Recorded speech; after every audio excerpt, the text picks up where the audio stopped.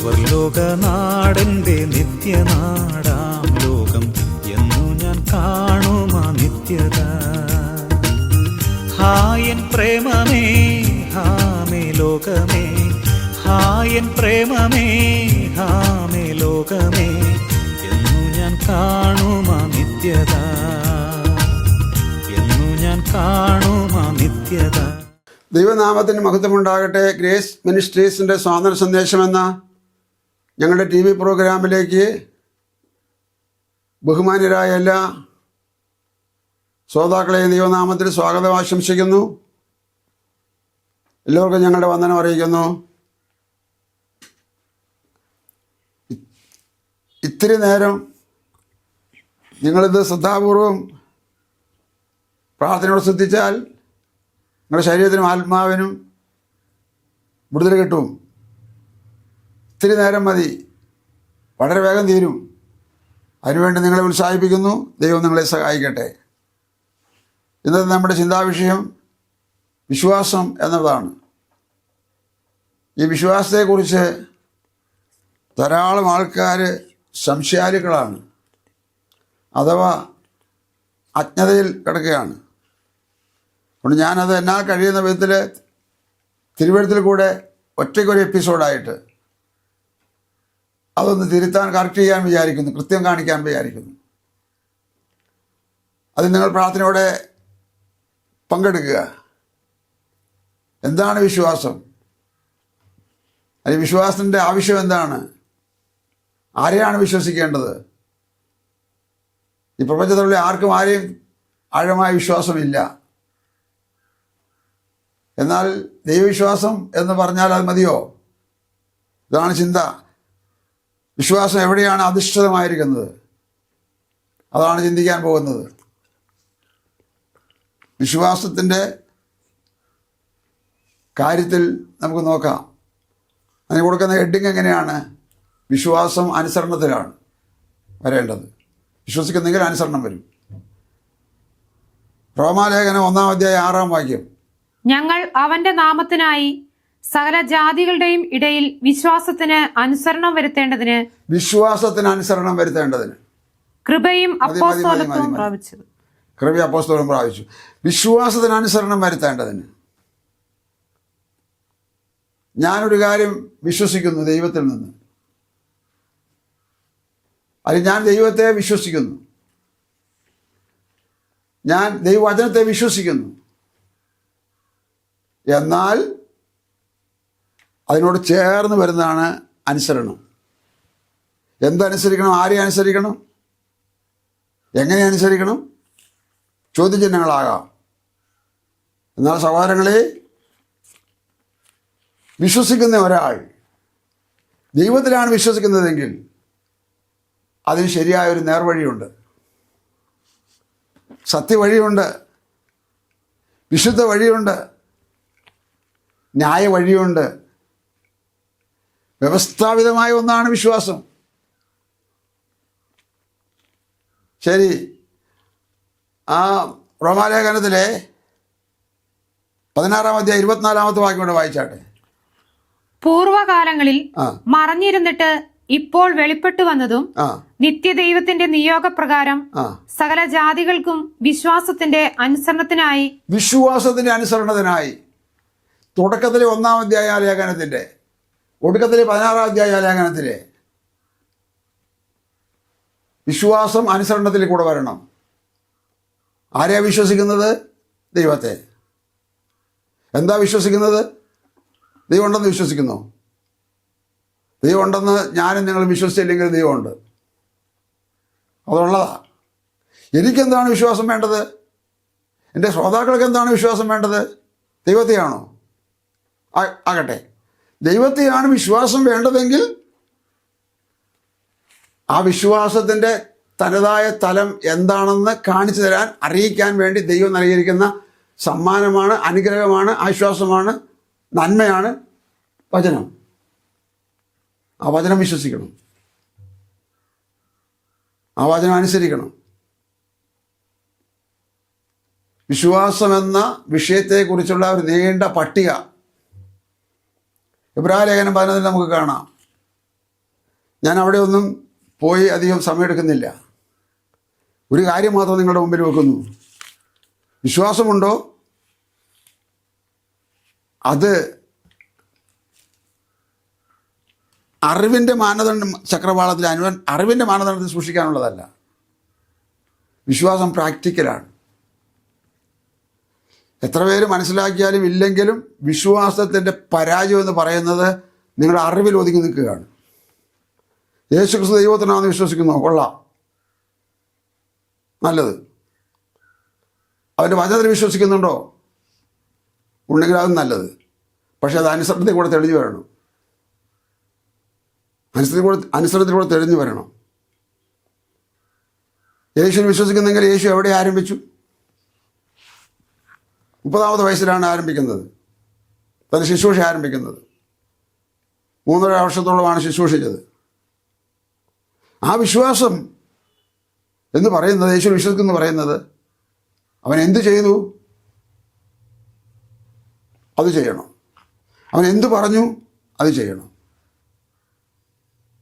അവൻ എങ്ങനെ ജീവിച്ചു അങ്ങനെ ജീവിക്കണം. അതുകൊണ്ടാണ് യേശു പറഞ്ഞത്, ആരെങ്കിലും എന്നെ അനുഗമിപ്പാൻ ഇച്ഛിച്ചാൽ ആദ്യം ചെയ്യേണ്ട പണി തന്നെ ത്യജിക്കുക എന്നുള്ളതാണ്.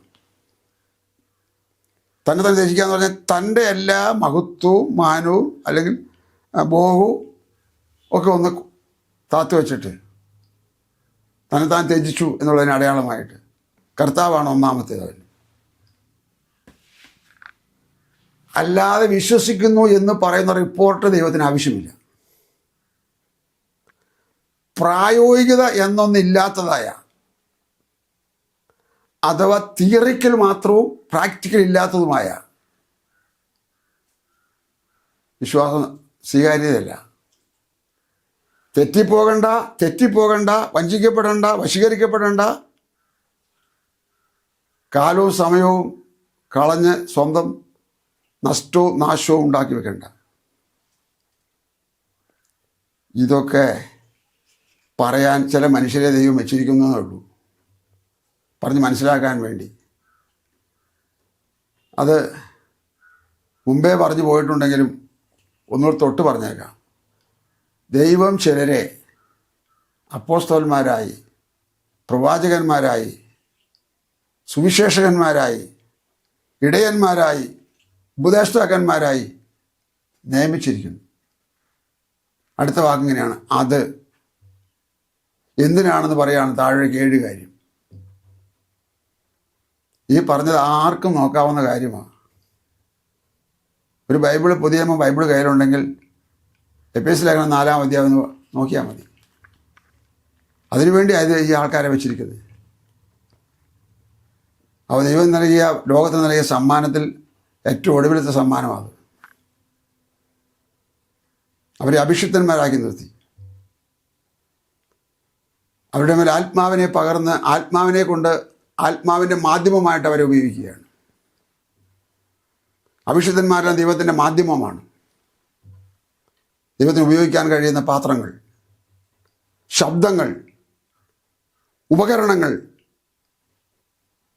അത്രയുമല്ല ദൈവത്തിൻ്റെ പകരക്കാർ.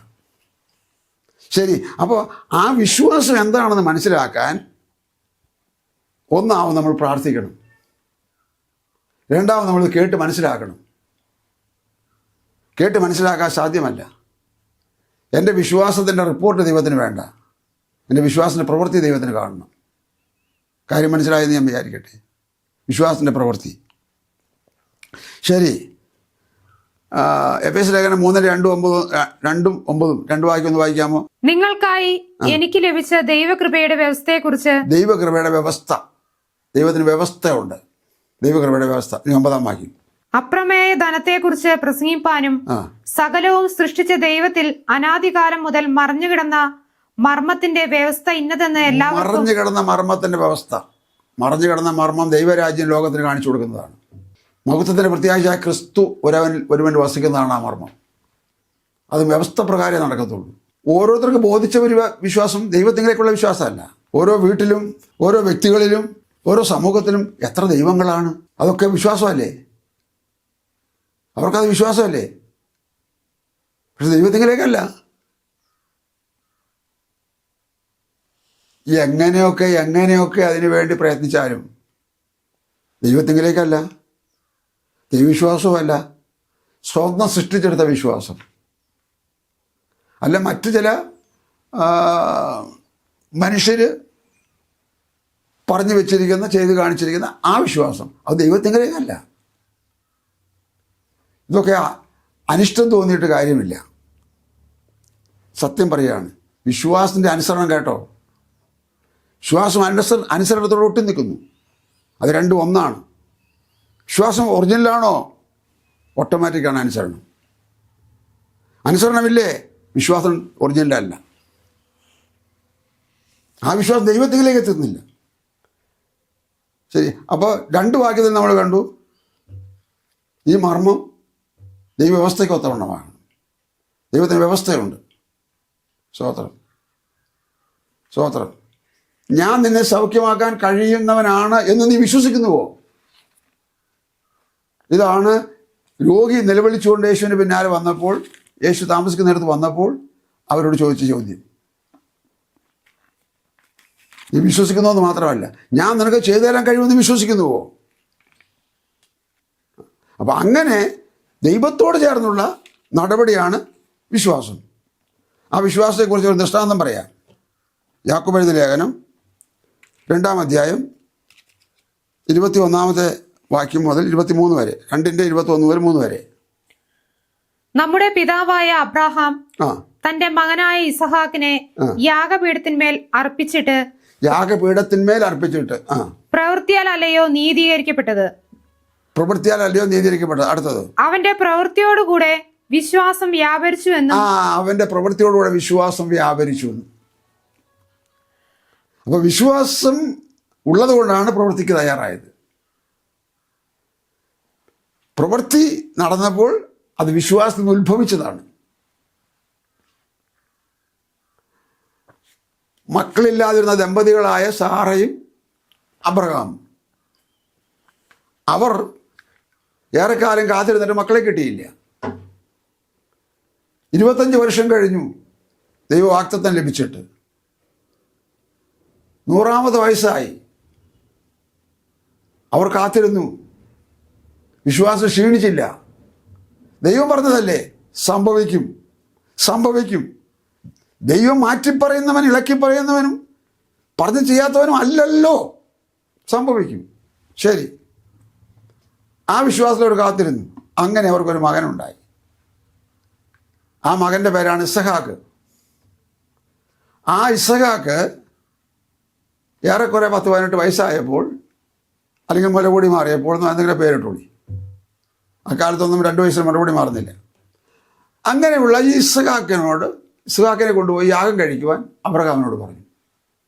അത് അബ്രഹാമിന് ദൈവം ഒരു ടെസ്റ്റായിരുന്നു, ഒരു പരീക്ഷ. അബ്രഹാം അമ്മയായ സാരോട് പറയാതെ, മറ്റധികം പേര് അറിയാതെ, ആരാധനയ്ക്ക് പോകുന്നു എന്ന നിലയിൽ വീട്ടിൽ നിന്ന് മകനെ കൂട്ടി പുറപ്പെട്ടു. അവനെ കൂച്ചുവേല കെട്ടതുപോലെ കയറിട്ട് കെട്ടി യാഗപീഠത്തിന്മേൽ കിടത്തി. സ്തോത്രം. ആ യാഗപീഠത്തിന്മേൽ കിടത്തിയിട്ട് അവനെ കത്തിയെടുത്ത് വെട്ടുവാൻ, യാഗത്തിന് വേണ്ടി വെട്ടുവാൻ അബ്രഹാം കത്തിയെടുത്ത് ഓങ്ങി. ഉടനെ ഒരു വിളി, അബ്രഹാമേ മകൻ്റെ മേൽ കൈവെക്കരുത്. ആ സംഭവം ഇങ്ങനെ പറഞ്ഞു പോയതുകൊണ്ട് മാത്രം ആയില്ലെന്ന് എനിക്ക് തോന്നുന്നു. ആ വായിച്ചു കേൾപ്പിക്കാം. ഉൽപ്പത്തി പുസ്തകം 22-ാം അധ്യായം 18-ാമത്തെ വാക്യം. നീ എന്റെ വാക്ക് അനുസരിച്ചതുകൊണ്ട് നിന്റെ സന്തതി മുഖാന്തരം ഭൂമിയിലുള്ള സകല ജാതികളും അനുഗ്രഹിക്കപ്പെടും എന്ന് ഞാൻ എന്നെ കൊണ്ട് തന്നെ. അബ്രഹാം ദൈവത്തെ അനുസരിച്ചു എന്നാണ് ഇവിടെ വായിച്ചത്. അനുസരിച്ചതുകൊണ്ട് ഇസ്ഹാക്കിനെ യാഗം കഴിക്കാൻ പാടില്ല. അനുസരിച്ചതുകൊണ്ട് എല്ലാ കാലവും അബ്രഹാം കീർത്തിക്കപ്പെടും, അബ്രഹാം അനുഗ്രഹിക്കപ്പെടും എന്ന് പറഞ്ഞ് ആ ചാർട്ട് അല്ലെങ്കിൽ ആ ഭാഗം അവിടെ നിർത്തുമ്പോൾ ഇസ്രായേൽ എന്ന ഒരു വലിയ സമൂഹത്തെ ജാതിയെ വാർത്തെടുത്തത് ഇസ്ഹാക്കിൽ നിന്നുണ്ടായ മക്കൾ, അതിൻ്റെ അടുത്ത തലമുറയായ യാക്കോബിൽ നിന്നുണ്ടായ മക്കൾ നിമിത്തമാണ്. ഇസ്ഹാക്ക് അവിടെ യാഗമായിരുന്നെങ്കിൽ സാധിക്കത്തില്ലായിരുന്നല്ലോ ആ വഴി കൂടെ. എന്നാൽ പറഞ്ഞു വന്നത് ഓർക്കാനിടയാകട്ടെ,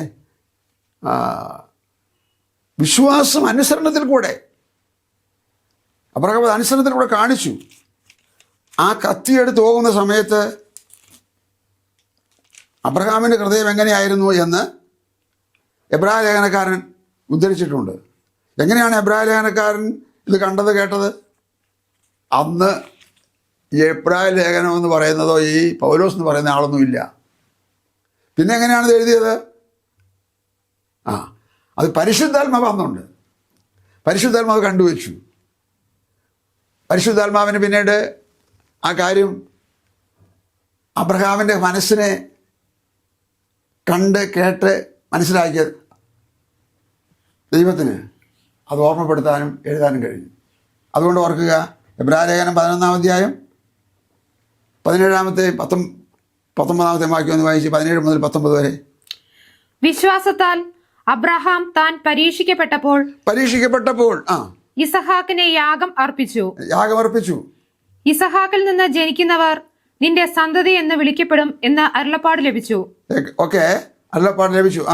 വാഗ്ദത്തങ്ങളെ കൈക്കൊണ്ടവൻ തന്റെ ഏകജാതനെ അർപ്പിച്ചു. മരിച്ചവരുടെ ഇടയിൽ നിന്ന് ഉയർപ്പിപ്പാൻ ദൈവം ശക്തൻ എന്ന് എണ്ണുകയും അവരുടെ ഇടയിൽ നിന്ന് എഴുന്നേറ്റവനെ പോലെ അവനെ തിരികെ പ്രാപിക്കുകയും ചെയ്തു. മരിച്ചവരുടെ ഇടയിൽ നിന്ന് എഴുന്നേൽപ്പിക്കുവാൻ ദൈവം ശക്തൻ എന്ന് അബ്രഹാം വിശ്വസിച്ചു. ആ വിശ്വസിച്ചതുപോലെ സാധിച്ചു. മരിക്കേണ്ടി വന്നില്ല. അത് എബ്രായ ലേഖനക്കാരന് പരിശുദ്ധാത്മ പറഞ്ഞു കൊടുത്തു. അത് കുറിച്ച് വെച്ചു. ഏതിന്? എന്നെ പോലെയുള്ള ഭാവി തലമുറയ്ക്ക് എന്താണ് വിശ്വാസം എന്ന് മനസ്സിലാക്കാൻ. ഈ കാര്യം യാക്കോബ് എഴുതിയല്ലോ, യാക്കോബ് പറഞ്ഞല്ലോ. അത് നമ്മൾ ആദ്യം വായിച്ചും പറഞ്ഞു കേട്ടല്ലോ. അപ്പൊ വിശ്വാസം എന്നത് തല നിറയെ ഒരു സമ്മതപത്രം കൊടുക്കുന്നതല്ല. യേശു ക്രിസ്തു ലോകത്തിൽ വന്നു, ഞാൻ വിശ്വസിക്കുന്നു, കൊള്ളാം. അവൻ്റെ വചനമാണ് പുതിയ നിയമ ബൈബിൾ, ഞാൻ വിശ്വസിക്കുന്നു, കൊള്ളാം. ഞാൻ പഴയതുപോലെ തന്നെ ജീവിക്കുന്നു, കൊള്ളത്തില്ല. അങ്ങനെയുള്ള വിശ്വാസമല്ല ദൈവം പറയുന്നത്. വിശ്വാസം ഉണ്ടോ? ആരെയാണ് വിശ്വസിക്കുന്നത്? ദൈവത്തെയാണ് വിശ്വസിക്കുന്നതെങ്കിൽ ദൈവവചനത്തെ അനുസരിക്കണം. വചനത്തെ അനുസരിക്കാൻ ആരാണ് മാതൃക? ഒന്നാമത് യേശു, പിന്നീട് പിതാക്കന്മാർ. ആ അനുസരണത്തിൽ കൂടെ ഈ വിശ്വാസം തെളിയിക്കണം. അതിനാണ് അബ്രഹാമിനെ യാക്കോബ് എടുത്ത് പറഞ്ഞു, എബ്രാഹിം എഴുതിയ പൗലോസ് എടുത്ത് പറഞ്ഞു. അത് റോമാലേഖനത്തിലുണ്ട്. അങ്ങനെ അനേക പുസ്തകങ്ങളിൽ ഈ അബ്രഹാമിനെ പരാമർശിക്കപ്പെടുന്നത് അബ്രഹാമിൻ്റെ ആ നീതിയായ വിശ്വാസം, തീക്ഷ്ണതയായ വിശ്വാസം, സത്യമായ വിശ്വാസം, അനുസരിച്ച വിശ്വാസം മറ്റുള്ളവർക്ക് കാണിക്കാൻ വേണ്ടി, മനസ്സിലാക്കി കൊടുക്കാൻ വേണ്ടി എഴുതുന്നതാണ്. നിങ്ങൾക്ക് മനസ്സിലായോ? നീ എന്താ വിശ്വസിക്കുന്നത്? യേശുവിനെ വിശ്വസിക്കുന്നുണ്ടോ? ഓക്കെ. ഇല്ലേ? വിശ്വസിക്കാൻ തയ്യാറുണ്ടോ? നല്ലത്. ഇല്ലേ? പോട്ടെ. നരകത്തിൽ ധാരാളം സ്ഥലമുണ്ടെന്ന് ഒരാൾ പറഞ്ഞു. ദൈവഭക്തിയും വിശ്വാസവും ആത്മീയവും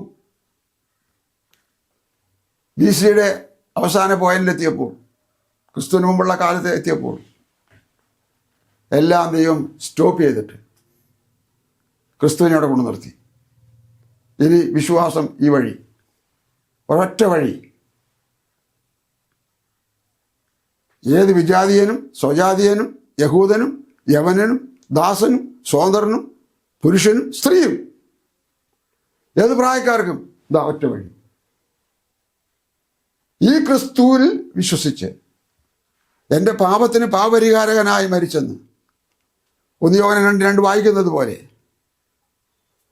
പാപരിഹാരകനായ യേശു മരിച്ചെന്ന് അംഗീകരിച്ച് യേശു ഉയർത്തെഴുന്നേറ്റു എന്ന്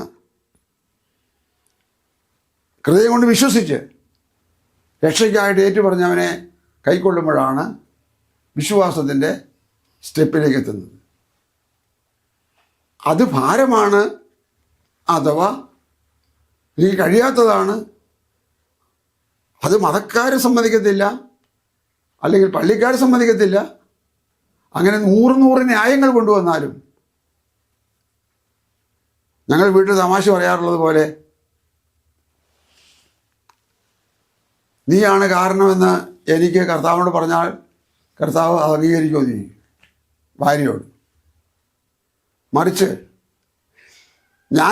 അച്ഛനാണ് കാരണമെന്ന് അവൾ കർത്താവോട് പറഞ്ഞാൽ കർത്താവ് അംഗീകരിക്കുമോ? ഇല്ല ഇല്ല ഇല്ല. അപ്പം ആരെയും ചാരി ഇവിടെ നിൽക്കാം, പക്ഷെ കർത്താവിൻ്റെ ഇതിൽ നിൽക്കാൻ പറ്റില്ല. പാവം പിടിച്ച ഒരു സഹോദരിക്ക് കൊണ്ടെടുക്കാൻ കഴിയുന്ന വിധത്തിലുള്ള വിശ്വാസമാണ് അവൾക്ക് ആവശ്യം. അത് വേദവസ്തുത സമർത്ഥിക്കുന്ന കാര്യമാണ്. അതുപോലെയുള്ള സഹോദരന്, അമ്മച്ചിക്ക്, അപ്പച്ചന്മാർക്ക് കൊണ്ടെടുക്കാൻ കഴിയുന്നതാണ് അവരുടെ വിശ്വാസം. പക്ഷെ ഇവിടെ എന്ത് വേണം? നിനക്ക് മനസ്സുണ്ടോ? ആ വരം നിനക്ക് തരും. ഏതാണ് ആ വരം? ശ്രദ്ധിച്ചോളൂ. റോമാലേഖനം 6:21 പറയുന്നത് ഇങ്ങനെയാണ്: പാപത്തിന് ശമ്പളം മരണമത്രേ എന്ന് പറഞ്ഞ നരകമത്രേന്ന്.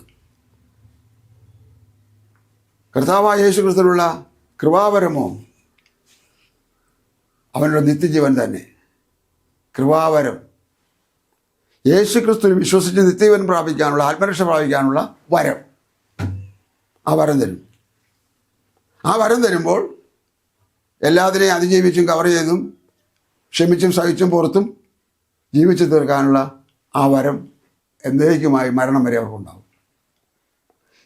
ഇതൊന്നും അറിയാതെ, തൊടാതെ, ആർക്കും കേടുവരുത്തരുതെന്ന് വിചാരിച്ചുകൊണ്ട് എല്ലാം മുറുകെ പിടിച്ച് മുന്നോട്ട് പോയിട്ട് ഞാൻ വിശ്വസിക്കുന്നു എന്ന് പറയുന്ന ആ കാപഢ്യം കർത്താവിൻ്റെ മുമ്പിൽ വട്ടപ്പൂജ എന്ന് മാത്രമല്ല, ന്യായവിധിയുടെ കനം കൂടി. ഞാനത് പറഞ്ഞ് നീട്ടിക്കൊണ്ട് പോകാതെ വേഗം അവസാനിപ്പിക്കട്ടെ. എബ്രായലേഖനം 1:18-19 ഒന്നുകൂടി വായിക്കാമോ? 11:18-19 11. ഇസഹാക്കിൽ നിന്ന് ജനിക്കുന്നവർ നിന്റെ സന്തതി എന്ന് വിളിക്കപ്പെടുമെന്ന് അരുളപ്പാട് ലഭിച്ചു. വാഗ്ദത്തങ്ങളെ കൈക്കൊണ്ടവൻ തന്റെ ഏകജാതനെ അർപ്പിച്ചു. മരിച്ചവരുടെ ഇടയിൽ നിന്ന് ഉയർപ്പിപ്പാൻ ദൈവം ശക്തനെന്ന് എണ്ണുകയും അവരുടെ ഇടയിൽ നിന്ന് എഴുന്നേറ്റവനെ പോലെ മരിച്ചവരുടെ ഇടയിൽ നിന്ന് എഴുന്നേറ്റവനെ പോലെ അവനെ തിരികെ പ്രാപിക്കുകയും ചെയ്തു. ഈ കാര്യം ഞാൻ ചോദിക്കുന്ന കൃപായുഗത്തിലായിരിക്കുന്ന പൗലോസ്ലീഹായ്ക്ക്, കൃപായുഗത്തിലായിരിക്കുന്ന പുതിയ സഭയ്ക്ക് എന്തിനെഴുതി? എന്താണ് വിശ്വാസം എന്ന് പഠിപ്പിക്കാൻ വേണ്ടി എഴുതിയതല്ലേ? ഇതാണ് വിശ്വാസം എന്ന് ഗ്രഹിപ്പിക്കാൻ വേണ്ടി എഴുതിയതല്ലേ? ഈ വിശ്വാസത്തിലേക്ക് വരുന്നതിന് നാട്ടുകാർ, വീട്ടുകാർ, കൂട്ടുകാർ, കുടുംബക്കാർ, അഥവാ ഇന്ന ആൾക്കാരെല്ലാം തടസ്സമാണ്, മുടക്കമാണെന്ന് പറയുന്നത് നമ്മൾ തടി തപ്പുന്നതല്ലേ? ഇത്രയും സഹിച്ച യേശുവിന് വേണ്ടി നമുക്ക് ഇച്ചിരിയും സഹിക്കാൻ മനസ്സിലാത്തത് കൊണ്ടല്ലേ? അതുകൊണ്ട് വശീകരിക്കപ്പെടേണ്ട. വിശ്വാസമെന്ന് പറഞ്ഞാൽ അത് അനുസരണത്തിൽ തെളിയും. സകല പേരും കാണും, അറിയും. അത് അറിയുന്നില്ല, കാണുന്നില്ല എങ്കിൽ ഒരു കാര്യം തീർച്ച, ആ വിശ്വാസം പൊള്ളയാണ്, അത് ദൈവത്തിലേക്ക് വരുന്നില്ല. അത് വെറും ഈ പൊങ്ങച്ചം പറയുന്ന വിശ്വാസമാണ്. അതുകൊണ്ട് പാരമ്പര്യങ്ങളുടെ വിശ്വാസത്തെക്കുറിച്ചൊക്കെ ഞാൻ കഴിഞ്ഞ 2025 അവസാനത്തിൽ പറഞ്ഞു തീർത്തല്ലോ. അതുകൊണ്ട് ആ ഭാഗത്തേക്ക് ഇനി പോകുന്നില്ല. ഒരു പാരമ്പര്യവും അവിടത്തേക്ക് മുമ്പിൽ സ്വീകാര്യതയല്ല. പാരമ്പര്യം വ്യർത്ഥമാണെന്ന് എഴുതിയത് എല്ലാവരും ഇഷ്ടപ്പെടുന്നു എന്ന് പറയുന്ന പത്രോസ് എഴുതിയതാണ് പാരമ്പര്യം. വ്യർത്ഥവും പിതൃപാരമ്പര്യമായിരിക്കുന്ന നമ്മുടെ നാട്ടിൽ ഞങ്ങൾ വീണ്ടെടുത്തിരിക്കുന്നത് പൊന്നെ വെള്ളി മുതലായി അഴിഞ്ഞു പോകുന്ന വസ്തുക്കളെ കൊണ്ടല്ല, ക്രിസ്തു എന്ന നിർദോഷവും നിഷ്കളങ്കമായ കുഞ്ഞാണ്ട് വലിയ രക്തം കൊണ്ടത്രേ. പാരമ്പര്യം വട്ടപൂജ എന്ന് പറഞ്ഞൂടെ. എൻ്റെ അർത്ഥം അതാണ്. പാരമ്പര്യം പറഞ്ഞ് ആരും പുകഴണ്ട. ഇതിൻ്റെ പാരമ്പര്യം ക്രിസ്തു മാത്രം. മുമ്പ് പറഞ്ഞിരുന്ന കാര്യം ഒന്നുകൂടി പറയട്ടെ. ക്രിസ്തു എന്ന മൂലക്കല്ലിന്മേൽ, അപ്പോസ്തലന്മാരും പ്രവാചകന്മാരും എന്ന അടിസ്ഥാന കല്ലുകളിന്മേൽ എന്നെയും മറ്റുള്ളവരെയും ആത്മാവിൽ നിവാസമാകേണ്ടതിന് ഒന്നിച്ച് പണിതു വരുന്നു. ഒന്നിച്ച് പണിത് വരുന്നു. ഇതാണ് ദൈവത്തിൻ്റെ പ്രോഗ്രാമിലെ സഭയുടെ സിസ്റ്റം അഥവാ പ്രവൃത്തി. അങ്ങനെയാണ്. അതുകൊണ്ട് എൻ്റെ പ്രിയരെ, നിങ്ങൾ ഏത് മതക്കാരായാലും, ഏത് പ്രായക്കാരായാലും, ഏത് രാജ്യക്കാരായാലും, ഏത് ഭാഷക്കാരായാലും, യേശുക്രിസ്തു ക്രൂശിൽ മരിച്ചപ്പോൾ ന്യായപ്രമാണത്തിന് തിരിച്ചറിവ് വീണതിന് ശേഷം പിതാവാം ദൈവം മനുഷ്യർക്ക് വേണ്ടി കൊണ്ട് കാണിച്ചു നിർത്തിയതാണ് ക്രിസ്തുവിനെ. അത് മുമ്പ് ഞാൻ വായിച്ച് കേൾപ്പിച്ചിട്ടുണ്ട് നിങ്ങളെ. ഒന്നുകൂടി അതങ്ങ് വായിച്ച് കേൾപ്പിച്ച് ഞാൻ പ്രാർത്ഥിച്ച് ആശീർവാദം പറയട്ടെ. അപ്പോസ്തലപ്രവൃത്തി 2:22 വായിച്ചാട്ടെ. ഇസ്രായേൽ പുരുഷന്മാരെ ഈ വചനം കേട്ടുകൊള്ളുവിൻ. ലോകത്തിലെ ഏറ്റവും ക്രെഡിറ്റ് മതം ദൈവത്തിൻ്റെ ന്യായപ്രമാണം മോശ മുഖാന്തരം കൈമാറി മേടിച്ച ആൾക്കാരെ നോക്കിക്കൊണ്ട് പറയാണ്, ഇസ്രായേൽ പുരുഷന്മാരെ എൻ്റെ വാക്ക് കേട്ടുകൊള്ളുവീൻ. നിങ്ങൾ തന്നെ അറിയും പോലെ ദൈവം അവനെ കൊണ്ട് നിങ്ങളുടെ നടുവിൽ ചെയ്യിച്ച ശക്തികളും അത്ഭുതങ്ങളും അടയാളങ്ങളും കൊണ്ട്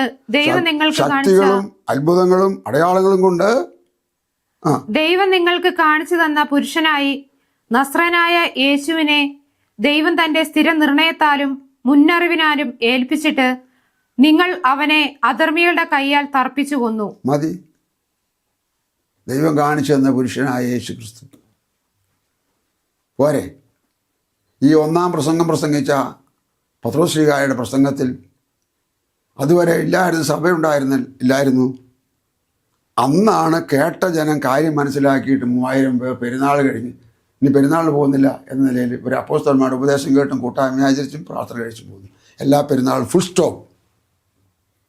ഒരു പെരുന്നാളും ഇല്ല. ഇനി ഒറ്റ പെരുന്നാൾ യേശു ക്രിസ്തുവിൽ ഞാൻ ആയിത്തീർന്നോ, ഇന്നാണ് ആയിത്തീർന്നതെങ്കിൽ അടുത്ത വർഷം വരുമ്പോഴാണെങ്കിൽ എനിക്ക് വീട്ടുകാരെയൊക്കെ ഒന്ന് വിളിച്ചു കൂട്ടിയിട്ട് ഒരു നേരം ഭക്ഷണം കൊടുക്കുക.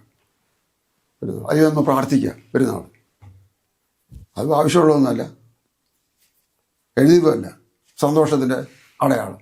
അപ്പം യേശു ക്രിസ്തുവിനെ പിതാവാം ദൈവം കാണിച്ചു കൊടുത്തു, ലോകരക്ഷിതാവായിട്ട് കാണിച്ചു കൊടുത്തു. യഹൂദന്മാരോ അവനെ ക്രൂശിച്ചു കൊന്നു. മരണത്തിന് അവനെ പിടിച്ചു വെക്കുന്ന അസാധ്യമായിരുന്നു. ദൈവം അവനെ 3-ാം നാൾ ഉയർത്തെഴുന്നേൽപ്പിച്ചു. അതിന് ഞങ്ങൾ സാക്ഷികൾ. ആര് പറഞ്ഞു? പത്രോസ് പറഞ്ഞു, ഞങ്ങൾ സാക്ഷികൾ. ഇത് കേട്ടവരുടെ ഹൃദയത്തിൽ കുത്തുകൊണ്ടു. സഹോദരന്മാരെ, പുരുഷന്മാരെ, ഞങ്ങൾ എന്താണ് ചെയ്യേണ്ടത്? നിങ്ങൾ മാനസാന്തരപ്പെട്ട ഓരോരുത്തരും യേശുക്രിസ്തുവിന്റെ നാമത്തിൽ സ്നാനമേൽപ്പി, എന്നാൽ പരിശുദ്ധാത്മാവെന്ന കാര്യം നിങ്ങൾക്ക് ലഭിക്കും. ആ ദാനം നിങ്ങൾക്കും കൂടി ഉള്ളതല്ലോ. പരിശുദ്ധാത്മാവ് വാഗ്ദത്തമാണ്. പരിശുദ്ധാത്മാവ് ദാനമാണ്. പരിശുദ്ധാത്മാവ് ശക്തിയാണ്. പരിശുദ്ധാത്മാവ് വ്യക്തിയാണ്. പരിശുദ്ധാത്മാവ് അന്ത്യത്തോളം വഴി നടത്തുന്നതാണ്. ആ ദാനം നിങ്ങൾക്ക് ലഭിക്കും. മാനസാന്തരപ്പെടുവി, സ്നാനപ്പെടുവി, കൂടിയിരുന്ന് പ്രാർത്ഥിച്ച് പരിശുദ്ധാത്മാവിനെ പ്രാപിപ്പി. സ്തോത്രം. അവസാനിപ്പിക്കാം. കർത്താവ് അനുഗ്രഹിക്കട്ടെ, സഹായിക്കട്ടെ. പ്രാർത്ഥിക്കാം. ഈ ബോധം, ഈ ചിന്ത, ഈ പഠനം, ഈ ധ്യാനം, ഈ വചനം നിങ്ങളെ കർത്താവിലേക്ക് വഴി നടത്താനിടയാകട്ടെ. നിങ്ങൾ കർത്താവിലേക്ക് വന്നതുകൊണ്ട് എന്നെപ്പോലുള്ള സാധുക്കൾക്ക് ഒരു ഗുണവും മെച്ചം വരാനല്ല, നിങ്ങളുടെ നരക വിധി ഒഴിഞ്ഞു പോകാനാണ്, നരകയാതനയിൽ നിന്ന് പെടാതിരിക്കാനാണ്. സ്വർഗീയ പിതാവേ, യേശു ക്രിസ്തുവിൻ്റെ നാമത്തിൽ ഈ പകൽ സമയം ഈ വചനത്താൽ അങ്ങയുടെ ജനത്തിന് വേണ്ടി പ്രാർത്ഥിക്കുന്നു. കേട്ടവരായ മുഴുവൻ പേരും, അത് നിമിത്തം കേൾക്കേണ്ടവരായ അനേകരും, കർത്താവ് മറ്റിതര വഴികളിൽ മാർഗങ്ങളിൽ കൂടെ കേൾക്കുന്നവരായ ശേഷം പേരും സത്യമായ വിശ്വാസം എന്താണെന്നും യേശുക്രിസ്തു ആരാണെന്നും ദൈവരാജ്യം ആർക്കാണെന്നും തിരിച്ചറിയാൻ ദൈവമായ കർത്താവേ, അവരുടെ ഹൃദയത്തിന് കണ്ണ് തുറക്കണമേ, അവരുടെ ബുദ്ധി തുറന്നു കൊടുക്കണമേ കർത്താവേ. അവിടെ ആമേൻ ആമേൻ ആമേൻ ബോധം ആത്മരക്ഷയെക്കുറിച്ച് ദൂരത്തുനിന്ന് കണ്ട പിതാക്കന്മാരുടെ നിരയിൽ ആകണമേ. അതിനായിട്ട് അവരെ ഒരുക്കണമേ. പ്രാർത്ഥന കേട്ടതുകൊണ്ട് നന്ദി. വിശുദ്ധേനത്തെ ചേർക്കാനുണ്ടാവുന്ന വേഗം വരുന്ന യേശു ക്രിസ്തുവിൻ്റെ ധന്യമായ നാമത്തിൽ തന്നെ ആമേൻ. God bless you. പ്രാർത്ഥിക്കുന്നു.